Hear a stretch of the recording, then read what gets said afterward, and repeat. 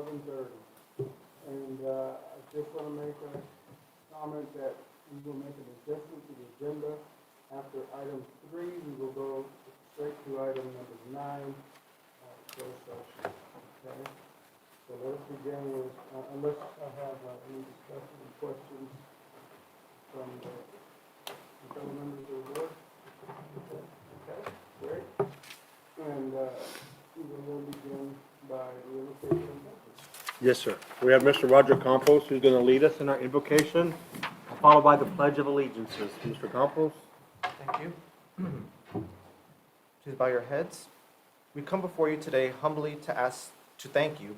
Thank you for your blessings and for keeping your promises. We thank you not only for being with us for the wonderful times, but also through helping us through the hard times.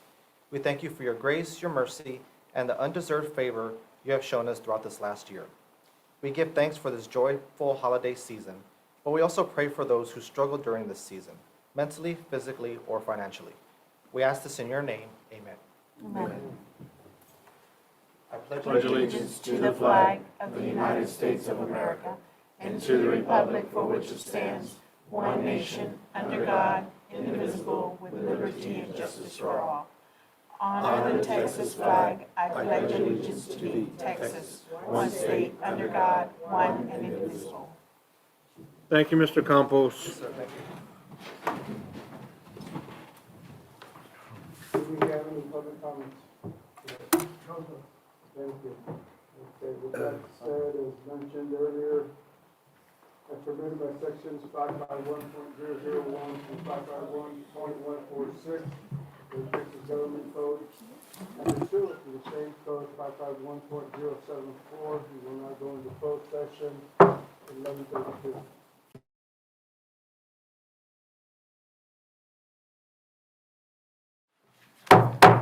We'll call this meeting back to order at 12:05. Next on the agenda, consider approval of a resolution on Southwest ISD decision on Senate Bill 1444. Brandon? Yes, sir. If you recall, the last board meeting, we talked about Senate Bill 1444, which went into effect, basically requiring districts who offer an alternative plan to TRS to make a decision. The decision is if you want to deal with TRS, you can no longer offer an alternative health plan. So what we've done is looked at the kind of a cost analysis on what we have with our alternative plan, how many people signed up for it versus TRS in their plan. We did a survey, and the last time we talked about surveying our employees, it overwhelmingly shows that the employees have chosen us to opt out of TRS. And so today we're here just to ask the board to approve our resolution to opt out of TRS and continue with our alternative plan.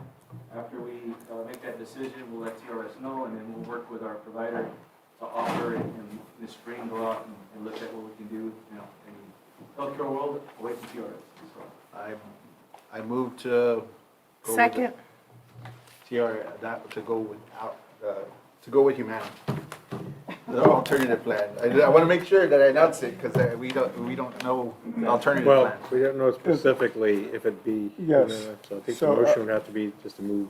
I think your motion is the recommendation that the board approve the resolution Yes, and sir. a district choice to provide health insurance through an alternative provider and leave TRS active care. Thank you, sir. Is that your motion? Yes, sir. Thank you. I was just trying to clear it. And we do have a second.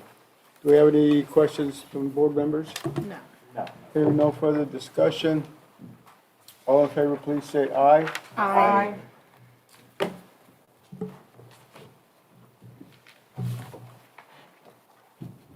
All opposed, same sign. Hearing none, motion passes. Thank you, Brandon. We now have to consider approval of, we're going to go to item 8A, Superintendent's recommendation on personnel and administrator employment as discussed in closed session. I move. We have a motion. A second. We have a second. There can be no discussion. All in favor, please say aye. Aye. All opposed, same sign. Motion passes. Thank you. We will now go to item 5, consider approval of DEC local policy update and reimbursement rate. Yes, sir, this is us at the last boarding as well, presented on DC local policy. Local policy stated that we would pay anybody the reimbursement rate for retirement on their local and state days, or at the end of the year, for those days that are accumulated over 30 days. Our district practice was to pay out $125 a day for professional, $70 for non-professional. But based on what policy stated, it didn't match practice because policy stated that we should pay out the employee substitute rate. So we're asking the board to approve that change, that language, to state at a board adopted rate. And then at the same time, continue the rate that we have currently. And then we revisit every time we do a compensation plan. So this, as we go through the spring and doing compensation, we can look at the rates, see whatever other districts are doing, so that we can stay competitive with that as well. And so today I'm asking the board to approve the DC local policy change in the language and also approve the rates that we can, or will continue to use at this time. I move. So I have a question. Are the rates going to be fluctuating? I mean, are we gonna know exactly what? So the rate will be, so currently, if you're a professional staff and you retire, we're gonna pay you $125, and that's every professional. We're like in the middle of the spring, right? I am? No, this thing right Oh, this thing, yeah. And then for non-professional, it'll be 70. We won't fluctuate rates, we'll just look at markets, see what other districts are doing, and try to stay competitive.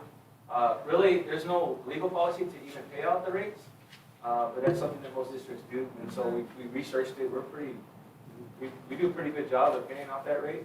But at the same time, every compensation plan, just like anything else, any rates we set, we could take a look at, see what we want to set them at. So it'll be basically up to the board once we bring a recommendation to the board at the Oh, I see, compensation. okay. So in essence, what we've done is we've removed the substitute rate from policy. We replaced it into a rate approved by the board. And so in the future, when we bring the budget for the year, we'll have this rate in there. And so when you approve the budget every year, that rate would be part Okay, of that that's what I was approval. getting at. Yeah. Are we gonna, yeah. It'll fluctuate, if we We're would have gonna left it the continue way it to is, stay it's in gonna be that. fluctuating, because, we got competitive with our sub rates. So we increased them, and then we increased them again, and we may, I'm not saying we will decrease them, but we may keep going, and that's gonna impact this, we don't want that to do that. Yeah, okay. Thank you, Brandon. Okay, we do have a motion on the floor to approve. Second. We do now have a second. Any further discussion? Hearing none, all in favor, please say aye. Aye. All opposed, same sign. Motion passes. Thank you. Considerable approval of .028 acre sewer easement for Leonard Homes at Southwest Legacy Residence Site. He's gonna just present. Okay. Yeah, good, Thomas, he's gonna kind of walk you through it. Okay. Explain what's going on. So, if you, there's a handout I put in front of you there. So Lennar Homes has come to us. So this is, if you're looking at the front sheet, this is the service road that comes off of Somerset Road down to our property. So we own that service road all the way down to the big 200-acre square that Legacy and Resig on. So if you switch to the second page, it kind of gives an overall view, map view of where Legacy is and where Resnick is. And if you look dead center where that little drainage channel comes up to the middle, and at the bottom, I'm gonna call it southeast corner of the Lennar Home site, there's a little red line that goes across. They're asking for purchasing a 20-foot sewer easement. They're not going to cut the pavement, they're going to bore under the ground, so it doesn't affect us at all, and all it does is allow them to jump from their property across to our neighbor's property, and then they're gonna attach the sewer line that we put in back when we built Legacy. So they're just requesting that .028 acre. The offer is for $2,000 after going through our last appraisal that we did for the site over by the A&M campus for an easement portion that's actually higher than what we normally get for it, but because of how small it was, the Lennar just wanted to offer a one lump sum of $2,000. So it is a fair market value for the property, and we've gone through with Walsh Gallegos and checked all of it, and run it through our lawyers, so.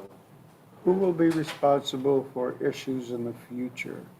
You know, the problems we have with soil in that area. Yeah, ultimately, that sewer will probably be turned over to Saws, like we did with Okay. ours. Okay. So Saws will be there, but it's on the developer's job to require the easements.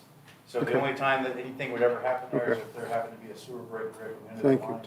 But because it's not pressurized, it's all gravity fed, I would think that Yeah. even with the movement of soils, the pipe's gonna be so big, it would be years and years. It had to be something really major to cause a problem. Yes. And Tommy, that's not gonna affect any type of building or It construction will that we affect would nothing do in for the us, future? because it's only crossing our road. No, Okay. we don't have any. No transportation Saturday issues or anything like that? No, sir, because it's not, they won't be cutting, they're gonna go under it and bore under it, so there won't be any effect to the surface area. So, Okay. I move that the board adopt the resolution authorizing the sale of a 20-foot wide permanent sewer easement and 10-foot wide temporary construction easement to Lennar Homes of Texas Land and Construction Limited, authorizing board president to execute the easement agreement in a form substantially similar to the one attached to the resolution as Exhibit B, granting authority to the superintendent to execute any other documents necessary to complete the transaction, and instructing the secretary of the board to attach a copy of the approved resolution to the official minutes of this board meeting for the record. I second. We have a motion and a second. Any further questions? Hearing none, all in favor, please say aye. Aye. All opposed, same sign. Motion passes. Thank you, Thomas. Thank you. Okay, now, items of information. Southwest Youth Sports Update. Yes, sir. We thought we'd bring our athletic director, our team's athletic director, Coach Wagner, in here to give the trustees a update of the youth sports program opportunities that we have in our district. And I know there's been a few questions in the past, and so we thought we'd bring it a comprehensive kind of status update, let everyone know what's going on. If you come up here on a weekend, you'll see it's a pretty active environment on any of our fields, and so we'll turn it over to Coach Wagner and let him go through his presentation. So I think Dr. Bursa kind of did a perfect intro here. So what we're talking about is our youth sports program. We've partnered with 2911 Sports that uses our facilities to offer these programs for our kids. And then also with one of our volleyball partners is who's been with us for a long time, Can You Dig It? So these are what we offer. The Under Armour Under the Lights flag football, which we started, I was here when we started this last May. And that's for pre-K through 8th grade. And we did this, we started it in May, and we'll talk about it more here in a minute. It's been very successful so far, and a lot of this stuff is very much in its infancy, and we're really trying to work on growing it and going from there. And so we also offer Under Armour 3R 3-on-3 basketball. Also we'll start our new season, we'll start in January, and then we'll do it again in the summer, like we did last summer, and we're actually probably gonna add high school kids to it as well to get them involved. We're still working with our basketball coaches on that. We just started, that is not Under Armour, it's United Athletes that we use through 2911 to do youth soccer, and that's what we'll be finishing up this Saturday is our last Saturday for our first soccer season. We've learned a ridiculous amount in terms of what we need to do to run it, where our community's at with volunteering. We had 55 teams of about 8 kids from 3 years old to 14 years old, and we had 55 teams and 8 parent volunteers. So the first day was, as Roger Campos is one of our esteemed he was voluntold, and as was you have myself out there. We have, and we'll talk more about it. But Roxy Freeman at McAuliffe is one of our coaches, and so it's been a learning experience for everybody. I wouldn't say it's but it's a good start, and we'll talk more about that in a second. And then Can You Dig It Volleyball does 2 things for us that we're trying to build in our community for our kids. And so first of all, we'll be adding 3rd and 4th graders in May. So they start after Memorial Day and they go through June.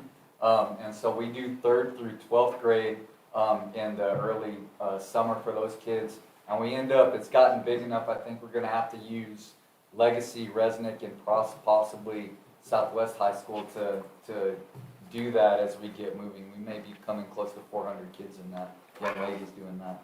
So here's our why. Number 1 is to offer kids affordable options to exercise, play, compete, and build sports fundamentals. We want to begin building our athletics programs from an early age. Probably most importantly is to build social capital within our community, to deepen our relationships with our parents and community, in order to create buy-in, create avenues for our kids to gain experience coaching and officiating to promote both professions for the future. And then the biggest thing to start off with is that in partnering with these two organizations is that we've created and we've leveraged our facilities so that we can drop the prices of what we're doing for our kids so that we can start to afford, they can do those things. If you go to YMCA to play flag football right now, a 6-week season's about $140. They're getting an Under Armour shirt with the Cowboys and the different NFL teams and stuff like that through the Under Armour partnerships with those leagues that they get to do that, play all those games, be in the community, not have the transportation issues possibly, and get all that for $80. And so we're doing that across the board, so you got that. So, and volleyball, the cost is $60. There's our participation results in 2019. We had 225 5th through 12th graders. 2020 obviously was the year that we all forgot, and then 2021, 220 kids, and then this year we think that it's probably going to reach somewhere in the 300 to 400 range. We'll see what happens, but that's what we're thinking. Under the lights, our first season was last May. We had 147 boys and girls. I was lucky enough to coach 2 of those teams, and coaching pre-K is pretty awesome after coaching high school kids, and then coaching 5th and 6th graders. And this is a co-ed league, so you have my best player was a little 7th grader now at Scobie. He was my quarterback and could do a lot. That's amazing. He's a heck of a softball player too. But so we did that last year. We had 147 kids at Legacy that played on Sunday afternoons then. We're starting to play on Saturday mornings more now. Our next season will come up in May again, and then we'll see what we do in the fall from there. We had our second season this fall that started in September. Didn't have quite as many kids, we figured, because you're competing with Pop Warner and different things like that. So we're looking at how we can work on that, and we go from there. The biggest one is, like I said, I got to coach, but Coach Bruce coached the team, a 5th and 6th grade team. We had Coach Cheshire coaching another 5th and 6th grade team. We had football players from Legacy and Southwest High School coaching our 1st and 2nd graders. It was really neat creating that interaction, and it just builds from here and stuff. Then we have basketball. That's the same thing, same type of stuff. All of our high school coaches were coaching in there. Our kids, our girls basketball teams at both high schools were coaching and repping, and it was a great thing. Cost $80. Like I said, that season's coming up again. We're going to play it at Scobie. With the renovations at Scobie, we're able to drop all of those hoops on the sides so we can play 3-on-3 for the younger pre-K and 1st graders, and then we raise them up, and then the older kids play and stuff. And so they'll do that pretty much from about 9 o'clock in the morning till noon to 1 o'clock in the afternoon, and we just got people rolling in and stuff and everything. So that's $80. Soccer, like I talked about, and this one is starting to gain some steam. As you can see, we had 275 boys and girls playing from pre-K to middle school.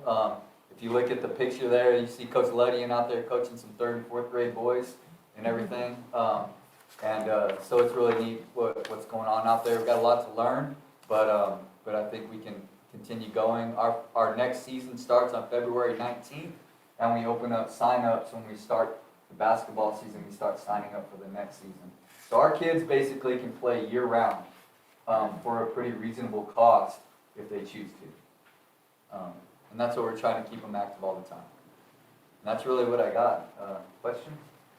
I have to commend you, Peter. The program seems to be doing very well. I mean, these are literally, you're probably looking at 1,000 kids participating year round, and I think that's amazing. And it's, like you said, convenient to the parents. The cost is reasonable. I mean, I don't think you can ask better except for more volunteers, right? Yes. But I'm I sure, think we got to build that Yes. in our community and Yes. get them to understand that. But yes. that builds on to every other thing that from booster clubs to PTAs to when we get them to start being comfortable coming up and interacting.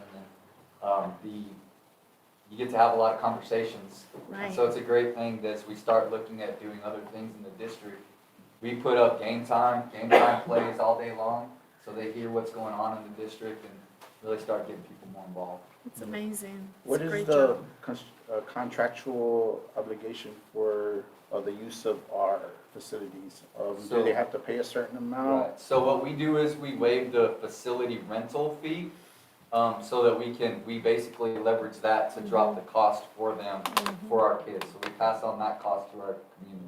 And then what they're responsible for is they still rent the facility, so they do the facility rental, they have to provide their own insurance, they have to do all of that, they pay for an administrator, like I'll be the administrator at soccer, for the whole day pretty much, but that's just to make sure there's somebody that they can call, or can be on site, or is on site to make sure everything's good to go, and then they also pay for a custodian. And do they, so we got that. So when those funds, those $80, pretty much they use those funds to pay for the facility rental. Right. Another question, what about security? I think, can you dig it? There was a lot of people there, and it was like, there was, one parent kept like, well, where's security? And I was like, okay, do they have to have security at these They're these supposed to have dates? security there. Okay, Sometimes that we have to keep on about making sure there's things there. Other times, depending on the day, we can work with the police department, like with Under the Lights, they pay them, but our police department helps us out. But we try not to wear out our own cops. When do they practice, Peter? They don't, they Oh, they practice, we tried, it's very much a introductory league, so they'll practice an hour before their game. I So like they'll it. come up, they'll practice a little bit, then they'll play. The idea is we get this started, and then our coaches start coming in, and we'll start adding, if you really want to play, here's where we have some clubs that we can play. And then we'll start taking them to tournaments and doing some of those things, but we get it to where, we have to start that part, Yeah. and then we gotta get more people involved, and then that's where those clubs come in, that we can practice here under the sports initiative, and really trying to limit how much our kids play, so that we can give them the same opportunities as kids who have parents that are in the middle to upper middle class, that our kids don't, but they don't even know that clubs exist, and that's where we're losing some of that. I think it's So- very parent friendly too, if you're not running around like a crazy person with multiple children at Exactly. multiple practices and multiple sites. I think this is super duper It's a parent one-stop friendly. shop on a Yeah. one day, on a morning, that you can Yeah, get it all done. great day. There's a lot of learning our community has to do, like, we're doing tournaments this weekend, and they're like, what, we have to be here for more than like 2 hours? You know what I mean? Well, no, if you lose, I guess you don't. Yeah. But, but we're still working on, there's a lot of learning that we have to do, and that our community is learning to do. We brought in some kids, because we didn't have enough teams in football, in the fall. So Medina Valley has a league that didn't also have enough teams, so we combined those. And then every once in a while, they bring a team in from Burnt. You can tell that they've played, and there's a lot more parent involvement to that degree. And like I coached a team that we're still working on catching a football and everything, and they're over here running a cover 2 with 3rd graders and stuff. And so we got some work to do, but it doesn't happen without starting somewhere. Right. And, it's kind of a long game, that we're trying to get into. We also make sure that even though the costs are probably the lowest in Bexar County, we don't want finance to be a challenge or an obstacle, so off the radar, we do make sure that doesn't stop anyone who wants to participate from participating. so do we offer any scholarships or anything like that for them to, like, When we say know they have about one it, we kid? work with them. Yeah. When we know about it, we definitely already work with them, and then, I know in speaking with Dr. Burschel, we're still looking at finding other avenues to offer more, without making it a big deal. You know what I mean? Yeah. Like, probably using our PE coaches and social workers to identify some of those kids that may need that extra help, and then providing that without it being, out there in the world that we're doing that. So are you out there recruiting volunteers for We're trying coaches to. all year long? We're trying to, it's that we try to do it, Steve who kind of does a lot of this, he runs leagues in not Somerset, but at Cornerstone and Northeast and things, and they don't have those types of issues all the time and stuff, so he didn't really when we were sitting there looking for coaches, you know, we get to a point at about 2 to 3 weeks out in registration where it's like, okay, this needs a team, this needs a coach, this needs a coach, and so it's okay. So right now in soccer, they actually hired a lot of our girls soccer players, and so they'll coach 2 teams and then they'll ref another game, and they pay them about $10-15 an hour to work those games and stuff, and it's a win-win in that It works out. situation. But we're still trying to work towards getting more volunteers and getting people comfortable with that. Yeah, that's probably the hardest part right now, and it's probably what made the first day look like it was nuts, like we didn't know what we were doing. Do you have I any, mean, I'll be honest with you, it was a circus for a little bit. Like, I had to get a bunch of 3rd and 4th grade boy parents together and be like, this is like this because nobody volunteered. So you get chaos when we don't get help. That's really how it works. And so we got a few more out of that. Do you have a Facebook page specifically for this program that you can put Yes. on there? Yes, ma'am. We have one, and then we actually work with Roger and Jesse as well to get it out and stuff. And then we, what's that? No, we do use all our social media channels for this, and then we also set up online, and deadlines come for registration and things like that. I see a lot of that, that's good. I just want to know if there's something for, like, say, we need parents, or we need coaches, or like something that affect coaches needed. Because I see all the advertising for the kids to come in, and that's why soccer went big. And you know, soccer is becoming a big, especially with our kids always going to the area finals. And so, and our kids are doing well in that. So as soccer becomes more bigger, we're gonna need more coaches, like you said. So is there any way where a page for, like for coaches to sign up for a place for? When they register, there's ways to do it, but Jesse and I were just talking before we came in about how we can continue to figure those things out. Stuff, like I said, we're just building right now. We're literally laying the foundation, maybe not even laying the foundation yet. But, yes, and I appreciate your support very much. Yeah, awesome. Thank you. Brandon's trying to kick me out of here, so. Thank you, Coach. Thank you, sir. I was trying to make eye contact with him, but he wouldn't look at me. Okay.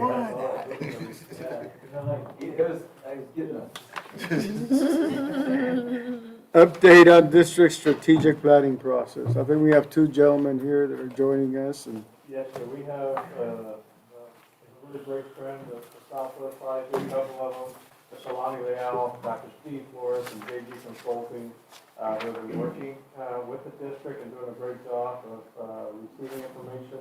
And now we're coming back with another edition of where we're going with our strategic plan to present out to the board. So, Dr. Flores.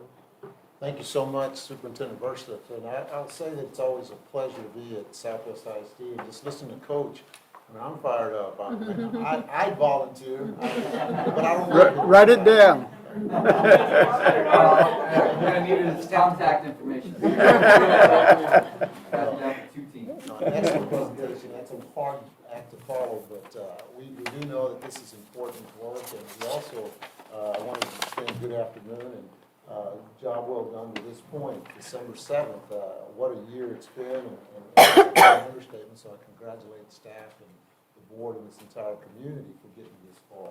Break is just around the corner, the holidays right around the corner. So good afternoon, President Vasquez and members of the illustrious board, Mr. Bush, thank you for allowing us to provide you with an update of our strategic plan, of your strategic plan. And the strategic plan process, if you stop and think about it, it began as May 24th was our first stakeholder meeting. So when you think today, December 7th, of that space between then to now, there's been a lot of progress and still a lot of progress to be done in the next month or so. But we feel really good after we were not able to be here in person last time, but my 2 teammates, Amber Ellens, who cannot be here today, and Mr. Leal, who's here, who will present as well. But they were not able to come. And our other team members for this project, we do have James Guerra, who obviously oversees all the work that is done and does a tremendous job of leading the crew. Also, Arca Lazos, they could not be here today as well. But we do have Mike Mackay, former superintendent of Hayes Consolidated, and he's on virtual. He's in Michigan today, but he didn't want to miss this because his specialty is the scorecard. So if there are questions about the scorecard, anything like that, we will definitely come back to that. But before I turn it over to Lonnie, my portion is very brief, and we all know that the strategic plan is the organization or the district's process of defining its strategies or its directions, and then making decisions on allocations when it's time to do so. So this is a very important document, and it outlines the what of the district vision and strategic plan goals.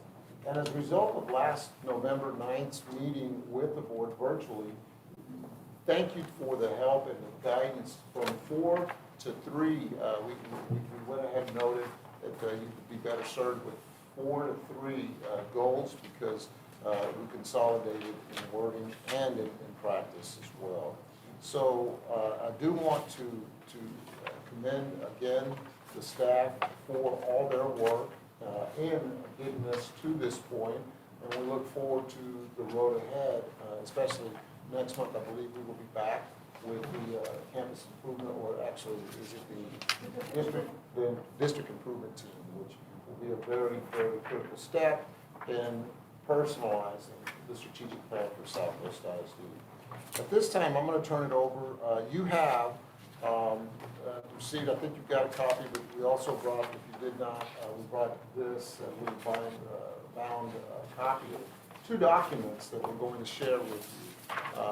Obviously, we start with the code and the coat of arms. They're very, very well pronounced throughout the district, so thank you for that. We want to honor that. But we also brought with you the updated strategic plan, goals, as well as a scorecard. Now, when you're watching this is a work in progress, so it should be stated, and it's not, but it should be stamped a work in progress as of December 7th. Why? Because this is not a final product.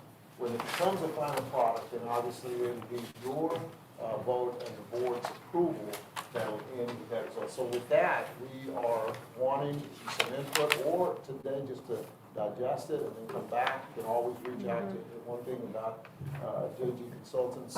You can always reach us personally. You have access to that. And so today, I know you all had a wonderful lunch. And I know sometimes, you can get a little sleepy from that. And I hope that what we do is energize like Coach did, because I wanted to go play soccer. Is it World Cup year, by the way? So you think, no? 22? That's why we started.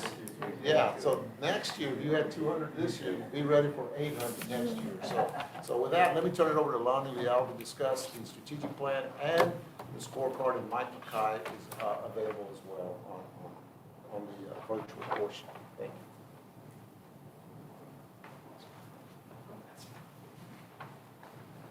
Wow, Steve, you just about covered it all. We are grateful to be here today, and it's I can't believe, I was sharing with a few of you that it's been almost half a year since we were here back in August, and this process has been very solid and beneficial, having all those stakeholder meetings and being here today. And by the way, Coach, I was ready to suit up too. You had me fired up too, I was going to say. But as Dr. Flores was saying, the input is so valuable to us. Following up, and as you know, we take everything to heart. And going from these 4 goals that we had, we assimilated. I didn't realize how prominent and powerful that shield for code was. It's really amazing. And so we're grateful that we were able to assimilate that into the 3 goals. And so that's what we're going to talk about a little bit. So as Dr. Flores also articulated, that this is a work in progress still, and we continue to collaborate as a team and receive feedback from y'all, and we're looking forward to the future meetings. So I won't read every single word, but I'm going to hit the high points of this. And of course, we know the mission is of the Southwest ISD is to provide opportunities for all of the learners to be confident, resilient, and successful local citizens. Also notice, this was based on input too from our last virtual meeting. The word continue, notice that's in the vision statement, because some of these things y'all have already been doing. And so we're gonna build upon some of these things. So it says Southwest ISD will continue to build on the strengths of the community to create effective and equitable schools where students meet their highest potential. And then you see, this is kind of an all-in-one. You've got the goal right here. Goal 1, how we're going to prioritize teaching and learning, and to ensure the highest quality of instruction and continue that commitment for student success. And notice, this is a big part that's a work in progress. These design. Okay, I'm sorry, I'm looking on. Thank you. There we go, that's better. So these desired outcomes, these SMART goals, those are where we are really aiming to hit those. And again, I know everyone knows what a SMART goal is, but it's important to make sure that they are truly specific and measurable and achievable and relevant. And they're time-bound. And we know how important that is to have those time-bound goals, because that does create a greater sense of importance and urgency. Now, this is the part right here, the possible measure outcomes that we are still securing input from y'all on, and we will as we go through this process.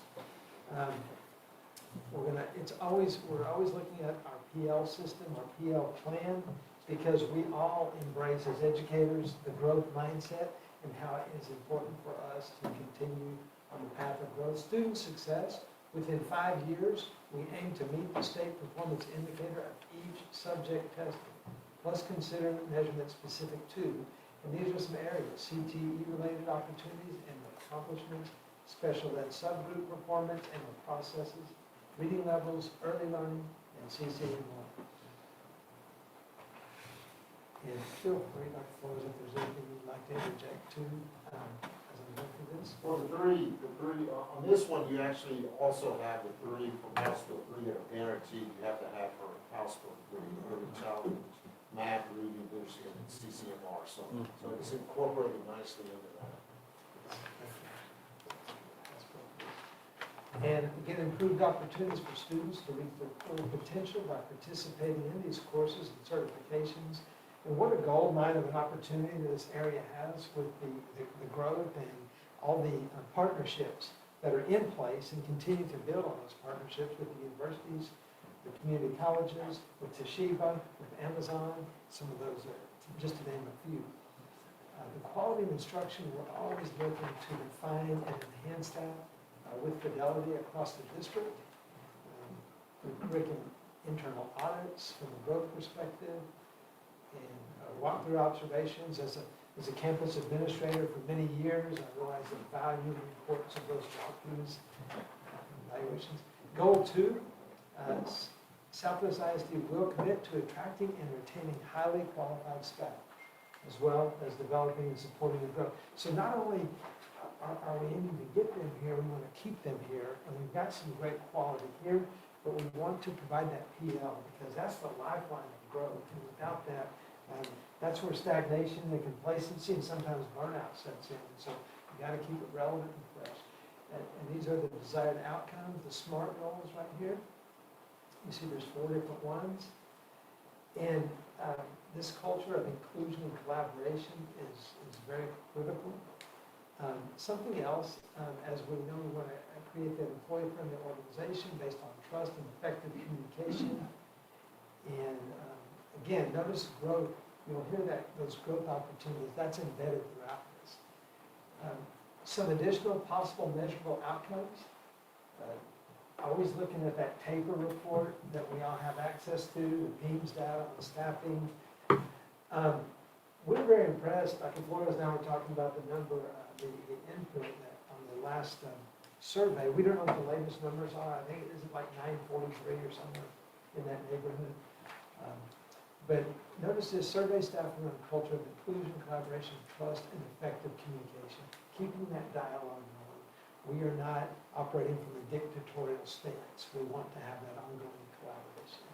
And continue to evaluate those growth opportunities for staff and employee participation in those opportunities. And then we go to goal 3.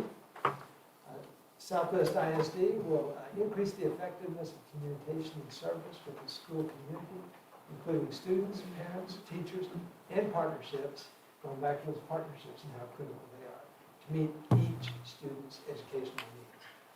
You notice there's 4 SMART goals here. We will develop systems and processes to connect the community, assets to campus and district needs. Also, we want to create a platform where students in the community can access opportunities for service, internships, mentorships, and partnerships. And we realize that a lot of that is already happening, and we want to continue to build on that. And the third one, identify internal and external leaders who are influencers to communicate the strategic plan for the district throughout Bexar County. And finally, implement and evaluate standards to guide and direct the effectiveness of district communication. And these are some possible measurable outcomes, and again, a work in progress. And you'll see these on the scorecard also.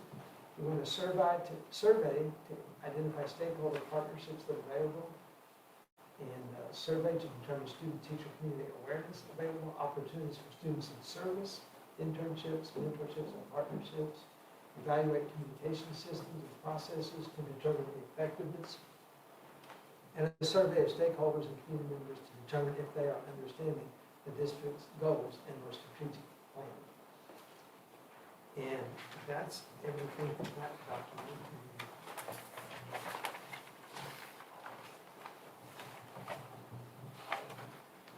And I will say that Frances has provided us, we had some good dialogue with Frances in this process. And it's amazing. She has a wealth of information that was very pivotal, critical for us as we were working on this. We have a very effective.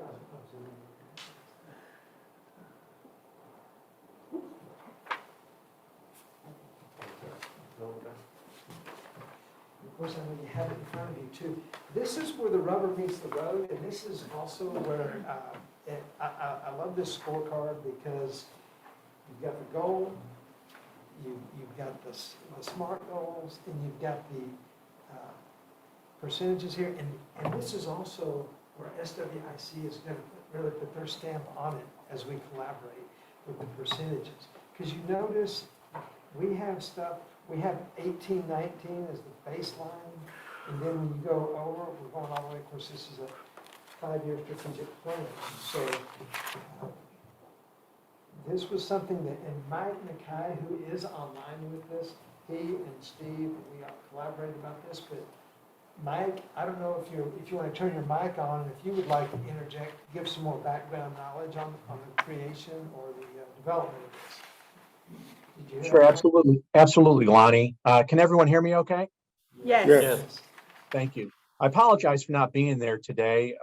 Had a family emergency pop up and I had to head out of state. But as Lonnie described, really the scorecard is a way in which you relate back to all of your measurable outcomes and items that you would want to measure in addition to that. What's most important to the school board, Dr. V, and of course his leadership team and other stakeholders. And then those are incorporated into the scorecard. As you can see in the document in front of you, basically we took a lot of the indicators off the TAPR report and laid those onto the scorecard as an example.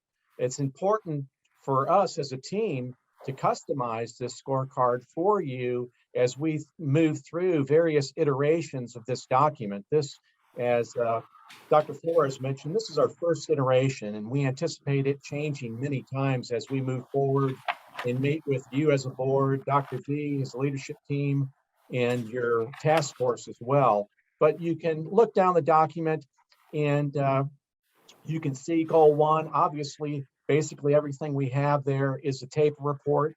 We pulled the 18-19. We felt that was important to go back and reflect 18-19. As you know, last year, 19-20, there wasn't a lot of data available. And this year, we're assuming we'll be back to hopefully somewhat normal, where we'll have more information. And that's really your baseline moving forward.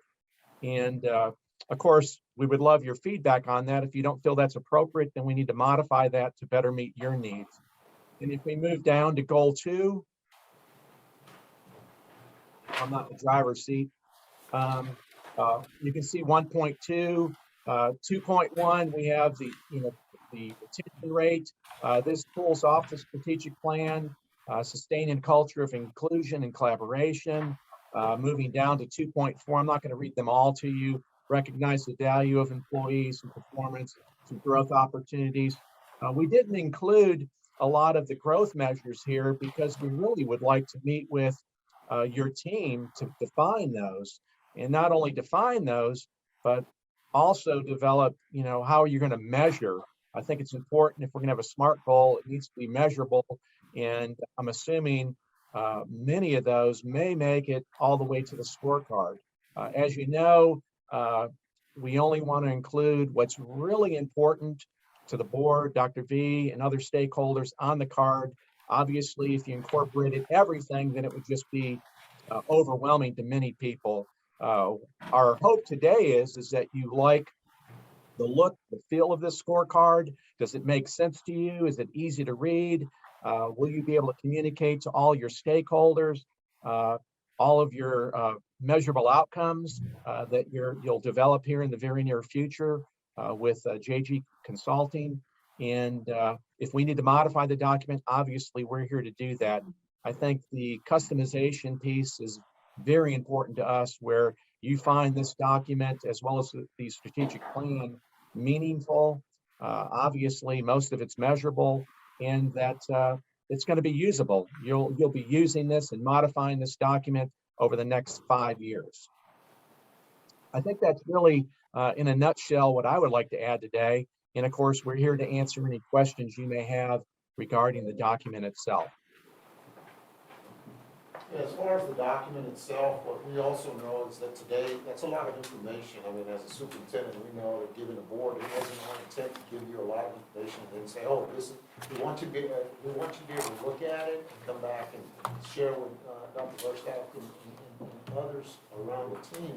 We have some time before we're back, but at the same time, I do think it allows for some really good, meaningful work. I mean, as you noted, as it was noted with the scorecard one, because after the teaching and learning is the core of whether a student really succeeds or not, let's just get as basic as possible, then obviously it's reflective of the importance of success there, student success. But I think when I drove in today, every time I drive through here, I always think of goal 3, especially with goal 3. This is what I love about goal 3.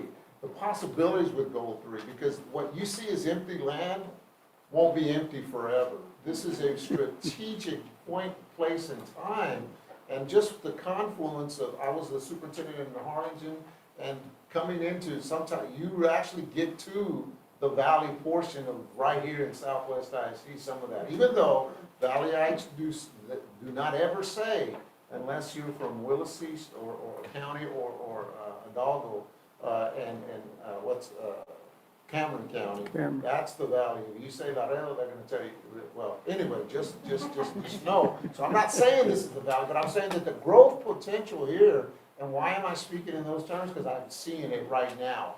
I live in Round Rock, and places where there was nothing on 79 are now fully automated. And you know what I know, that Texas is ripe for the economy. So I really envision, now keep in mind, this is 5 years. Keep in mind, this is where you get to dream, right? A strategic plan allows you to dream. But here's the thing about dreaming. It's useless if you don't take action. So that's why, for us to come in and say, hey, this is the action that should be taken, that's not what we do. What we can say is, hey, let's look at this, let's look at that, and how do we work with that?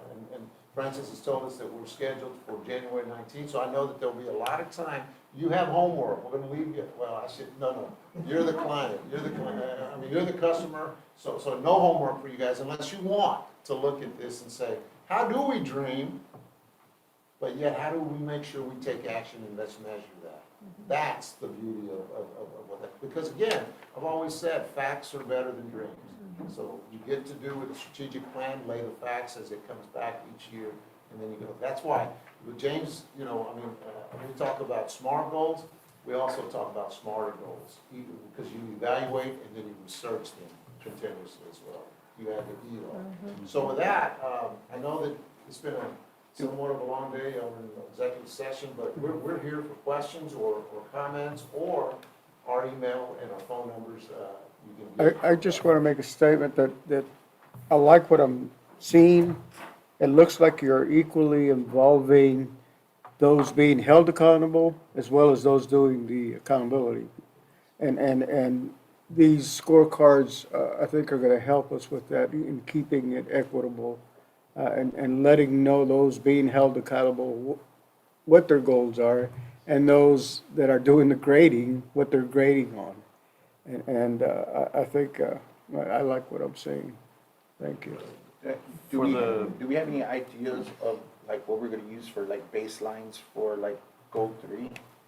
Or, I think he said that was a work in process for them. So as we go through the system and we start going into each of the different departments and divisions, that will be their responsibility. We'll start seeing what kind of data they're already collecting and what data needs to be collected if it hasn't been collected.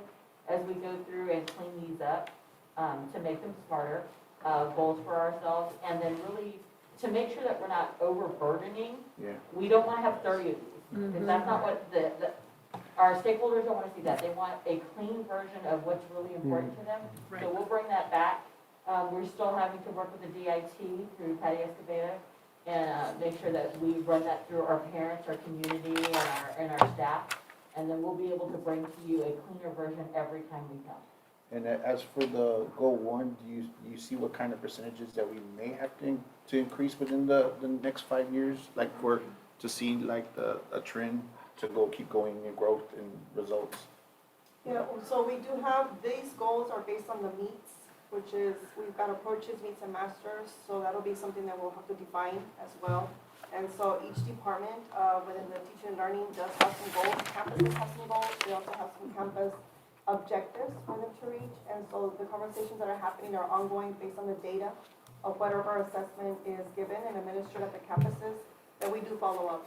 So now that we have a scorecard, this will be a good way for us to track longitudinal how we are moving with our data. Although we already try to do that individually by campuses and even within departments, but this would be also a great place, a great platform for us to look at the data at once.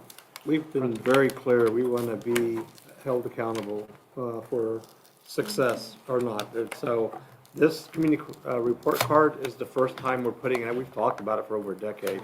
This is the first time that we're developing one. I want to be really clear that we are intentionally leaving off the approaches level. We do not want to say approaches as a milestone for success. We do recognize it, but we want our students to be at meet criteria or at master criteria when we talk about it. I also always thank JG Consulting and our staff, and I agree with Steve, you know, if a vision without a plan is nothing more than a hallucination. So this is critical work, it's good work. It takes multiple kind of iterations of the work, and so what we're going to concentrate now on is what are those milestones in our community report card that we definitely want to be out there, and then that drives our goals and the milestones that are each one of our goals and the SMART goal under the big goal. And so this thing is really taking good shape. The idea is that it has to be bounced back and forth.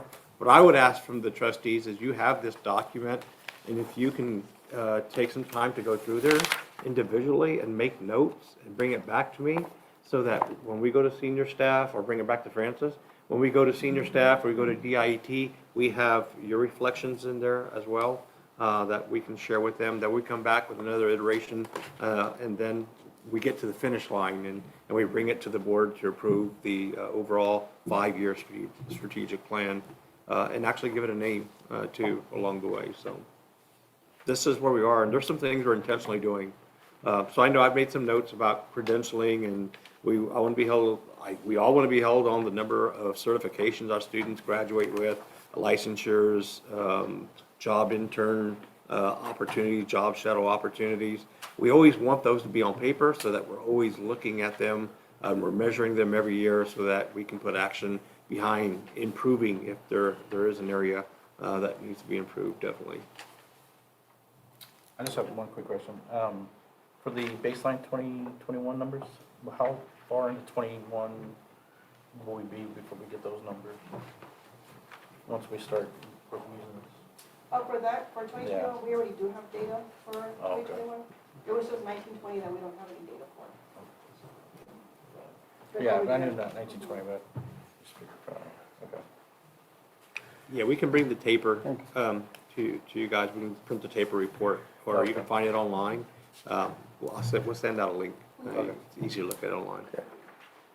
Well, thank you. Thank you for coming down and visiting. Good job. And thank you, and I just want to say, I like what Dr. Bates said, to wrap that up, because this is taking shape, and it's exciting to see how it's organically growing and developing. We want to continue this collaboration because this is powerful. This is the way you do it. And what Dr. Flores was saying, in the field of education, we always talk about striking that balance, and I feel like we have a good balance. We've got the vision, and now we're putting the action steps in place to get to that vision. So thank you for your ongoing partnership. Thank you guys Thank for you. actually modeling this theater, commitment to growth, commitment to service, commitment to results. The tone at the top in this district is powerful. Always keep that in mind, especially as you move forward with this strategic plan process. So thank you for your time. Thank you. And always good to see you. See you, Safe Steve. travels. It's better in person. Remember that. Thank you, gentlemen. Remember that. Thank you. Y'all be safe. Commitment to growth, service, and results. Commitment to growth, All service, right, and we results. have Southwest ISD COVID-19 safety plan update. Yes, sir. We returned back from Thanksgiving when our plan moving from a temporary indoor face mask requirement to strongly encouraged went into effect. And so in conjunction and in tandem with that, we also want to make sure that our health nurses on campuses in our central office, that we're all working from the same platform about what we do, with certain protocols and how do we do contact tracing. Miss Linda Beneto's been really stepped into the forefront and she's put together, I think working with Francis and company, a flow chart. And so we want to go through there to make sure that our trustees have this information. Over to Linda Benito. Thank you all for having me. Just wanted to mention that, as you know, Southwest ISD, we've had an approach where we've had a layered level of protection with the safety measures that we've been doing. We're going to continue that, but there's just a few things that will be changing. Let me take this off here. Most things will pretty much stay the same. We're going to continue to, with the COVID positive or students that are symptomatic, they'll continue to be excluded with the same protocol. The only thing that's truly changing is when we have students that may be in close contact, then if they are, of course, if they're a household contact and they are fully vaccinated, then the parent would have, those students would not have to actually quarantine. If they were in close contact only at school and not a household contact, they also would have that choice, as long as the student is not symptomatic. So we're still going to ask those questions and make sure that if we do have positive cases, those of course still need to be reported. The contact tracing minimizes a little bit because at this point now, throughout TEA and CDC's guidelines say that it's no longer required for districts to do that kind of contact tracing. But if we are informed of students that are positive, or we know that they've been in close contact in classroom settings or in smaller cohorts like sports clubs or different things like that, then we still will spread that, of course, information to the parents and contact them. Other than that, most other mitigating measures will continue. The things that we're trying to add is we are now, as you've heard, we're doing the COVID drives. The last two drives that we did a total of 702 students, 702 COVID vaccines, and several students now. We've done two, the last, I want to say, about 300 at each, a little over 300 each event, and we've got two more planned. So next week, next Wednesday, we'll be having another one from 12 to 6 at Meadow Creek, and then January 15th, we'll be having one on Saturday to continue increasing those numbers for those that are interested in doing that. The only other thing that I wanted to add was that we are bringing back Curative to come do symptomatic testing on our campuses to make it more convenient for parents when a student is symptomatic and maybe they can't get to a doctor's office to do that. These are a lot easier. They can schedule it on their cell phone and go in that same day and get it done. And it's a real easy self-test, and it's a PCR result. But other than that, that's about it on my update. I wanted to give you guys each a copy of it. That way, if you had questions, you can let me know, and feel free to either ask me or email me. Thank you. Thank you. You guys have been able to do a couple of vaccination drives. You just had one here this past Saturday. This past Saturday. Fall looks like it was really well attended. Me and you, baby. We have another one coming up in a few weeks. We got McNair. Next Wednesday on Next December 15th, it'll be at Medio Creek from 12 to 6. So we wanted to do some during the school day so that parents could, if they wanted to come, in during that time, or staff, or just, and it's not just for the students, it's for the community. Anyone can go. We're offering boosters, the regular vaccine for people that have never had the vaccine at all, or the children ages 5 to 11. Thank you. We had a big turnout this past week. It was big. That's The turnout good. was really big. In just a matter of a couple hours, it was really big. Okay, local virtual learning option? Yes, sir.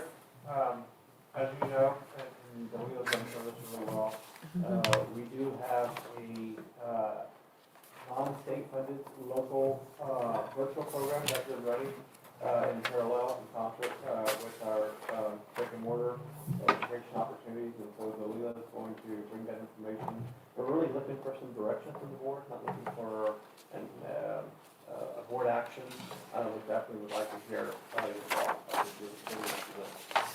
So in response to our pandemic, our COVID year, we were able to quickly, the district, in responding to our community needs at the moment, where there was no vaccinations available for our earlier grades up until 8th grade as well. We were able to stand up a virtual classroom for our students. We do, however, still have the homebound and then the remote conferencing, which has been something that has also been put in place in response to the COVID situation. The homebound is something that the state is supporting and has given us very specific criteria around the homebound. For the virtual, we did prepare early in the springtime with the Texas Education Agency for us to even have specific criteria of students that could possibly be part of this virtual academy. So that part of the academy we did not roll through with, but we do have this virtual local, which was an option for our community. And so what you have here is just the numbers. So we do have a total of 269 virtual students. And so these virtual students, we were able to, with the additional teachers on each campus made an effort to provide a teacher, whether it was a section or two sections for reading and for math, for science, social studies, and for the contents that were needed, all the way till 8th grade. And so at the moment, we are coming back to have a conversation. During the August virtual town hall, we did share with our parents how we were setting this up, and it was like maybe 3 weeks before school started. It was a real quick turnaround where we were able to provide this opportunity for our community. And so now we're just wanting to have a conversation, a discussion. We have seen, areas where it's been, we've been doing an awesome job, but at the same time, when it comes to responding to the needs of the students individually, that's where we're still having some areas that are compromised. Whether the parents do not have, the enough support at the home to give the support to the child, the enough resources, and so even from our end, our resources have been made available. We do have the teachers that have been trained. Even last year in the springtime, we went through an entire district training on virtual in case the situation would not change. But in this moment we do have the numbers of 269 where we are still looking at the pros and the cons. We did say in our virtual town hall that we will be culminating this opportunity coming at the end of this semester. So this semester does end on January the 18th.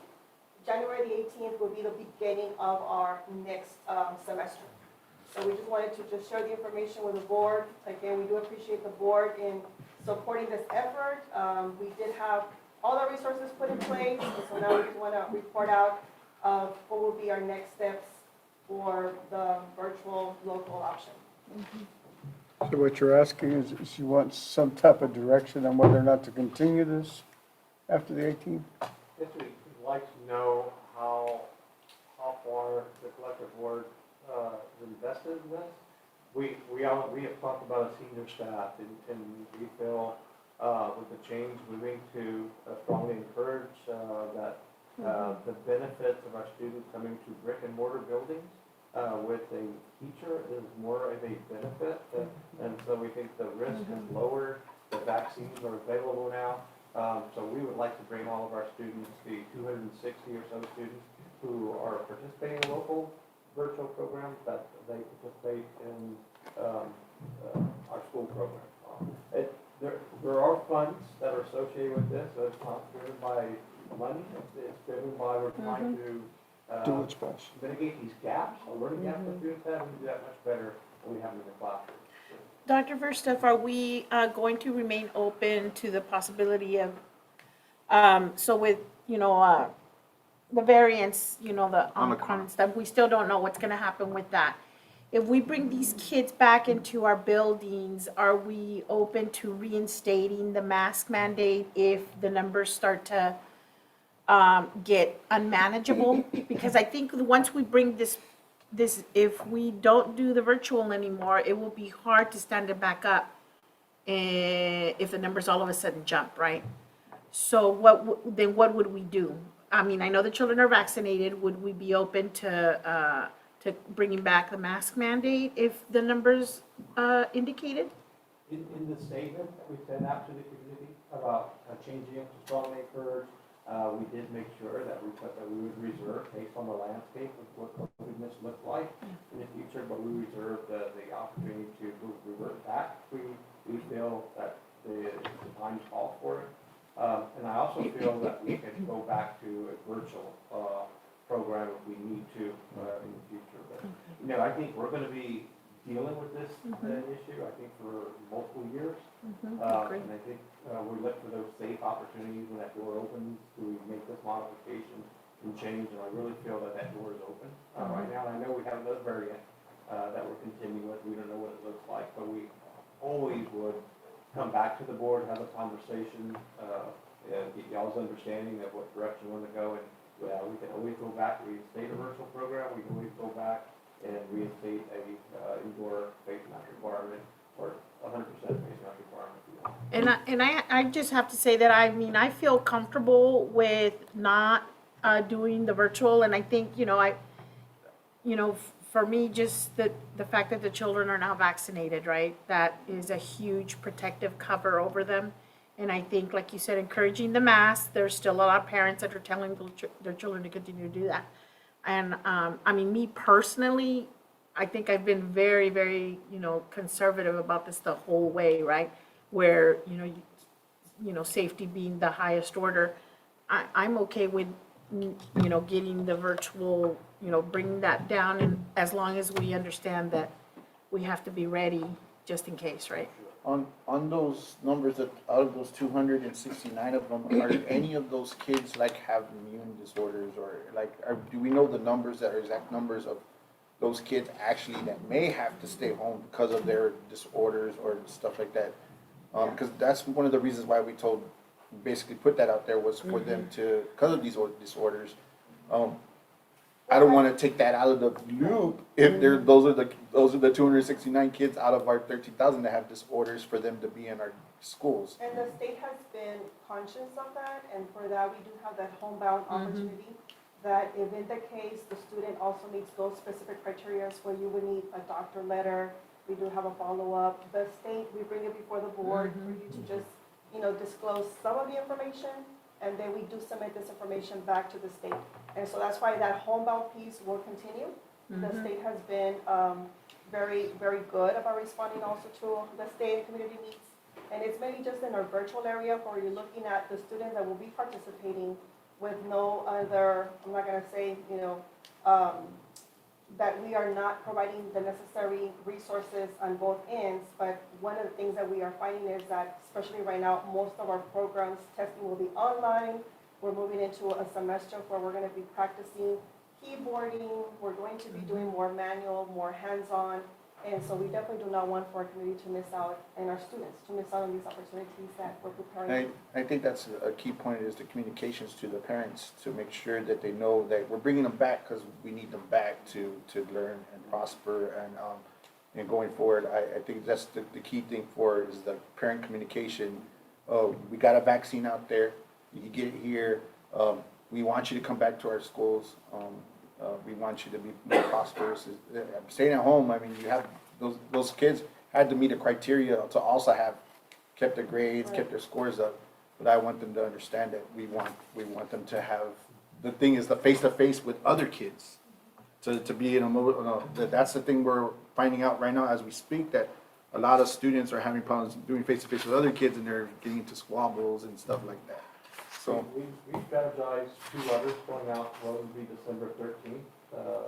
That week, we would send a letter out and letting the parents, the families know, these 260 students, that at the beginning of the third 9-week period, the end of the second 9-week period, which is January 13th or 14th, 18. That's when it starts. January 18th is when it would be effective, because we want the timing right then. So we're sending one letter out before we leave for the break, and then we're sending another letter out the week before January 18th, which is that just as a reminder for parents. And During the meantime, every campus who has those students assigned to them will be making parent contacts by phone so that they can also meet as well. And just to give the heads up that make sure that we have a good bedside manner to these parents. 'Cause some of the parents will be calling us right back and say we didn't have that bedside manner for them to come back. Just to give you a key heads up. Dalila, why are we not including the pre-K students? I know that a lot of them are poor and they're not vaccinated. So as Do far we as have the any virtual- that are doing virtual? No.